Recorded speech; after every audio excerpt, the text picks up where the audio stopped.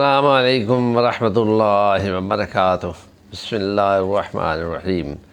وَأَذِّن فِي النَّاسِ بِالْحَجِّ يَأْتُوكَ رِجَالًا وَعَلَىٰ كُلِّ ضَامِرٍ يَأْتِينَ مِنْ كُلِّ فَجٍّ عَمِيقٍ رب زدنی علما۔ سیرت نبی صلی اللہ علیہ وسلم عبادات میں حج پہ بات کر رہے ہیں، اور حج کے سلسلے میں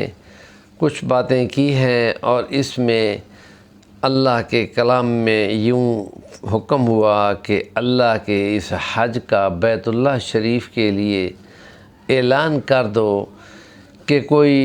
دور دراز سے، اونچی نیچی جگہوں سے، مریل سے جانوروں سے یا اونٹنیوں سے یا سواری سے اللہ کے اس گھر حج کے لیے لوگ نکل پڑیں، اور جس وقت وہ نکل کر ان باؤنڈریز کو جن کو حدود حرم کہتے ہیں اور ان میں پہنچتے ہیں، تو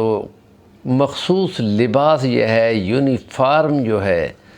اس میں ایک چادر باندھ لیتے ہیں اور ایک کھلی چادر اپنے ایک کندھا نکال کر اوپر ڈال لیتے ہیں، اور سر کو بھی ننگا رکھتے ہیں، اور یہ جملے بولتے ہیں کہ جس کو تلبیہ کہتے ہیں کہ لبیک، میں حاضر ہوں، لبیک اللہم لبیک، لبیک لا شریک لک لبیک، ان الحمد والنعمت لک والملک لا شریک لک۔ یہ جملے بولتے ہیں، اور اس میں یوں کہا جاتا ہے کہ ساری نعمتیں تیرے لیے ہیں، خدائی کی تعریفیں تیرے لیے ہیں، والنعمت، اور تمام نعمتیں اور یہ عطائیں خدا کی یہ ہیں ہی تیری طرف سے، اور الملک، اور کائنات کے اندر جو خدائی ہے، بادشاہت ہے، وہ خدا کی ہے، اور تیرا کوئی شریک نہیں، نہ اس تعریف میں، نہ اس نعمت میں، نہ اس سلطانی میں۔ مشرکین مکہ چونکہ حضرت ابراہیم کے بعد سے اپنے آپ کو ابراہیمی کہلاتے تھے،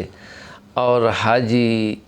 کی خدمت کرنا اور ان کا آؤ بھگت کرنا، ان کو کھانے کھلانا، اور بہت سارے عمل ابراہیمی نسل کے ہونے کی بنیاد پر وہ کرتے تھے۔ یہ تلبیہ بھی پڑھتے تھے، لیکن انہوں نے ایک تلبیہ پڑھتے ہوئے کچھ یہاں سے بگاڑ رکھا تھا، اور نبی پاک صلی اللہ علیہ وسلم نے مکہ کے اندر 13 سال تک ہجرت سے پہلے ہر سال قرب اس موقع پہ ان میں موجود رہ کر ان کو اس بات سے منع کرتے تھے کہ یہ مت کہو تیرا کوئی شریک نہیں، ہاں وہی شریک ہیں جن کو تم نے خود شریک بنا لیا ہے، اور یہ ایسی بات تھی کہ جس کے لیے کوئی دلیل، کوئی ثبوت، کوئی چیز نہیں تھی، اور نبی پاک صلی اللہ علیہ وسلم ان کو اس سے روکتے تھے، اور وہ یہ زائد یوں بولا کرتے تھے، لا شریک لک الا شریکن هو لک تملکہ وما ملک۔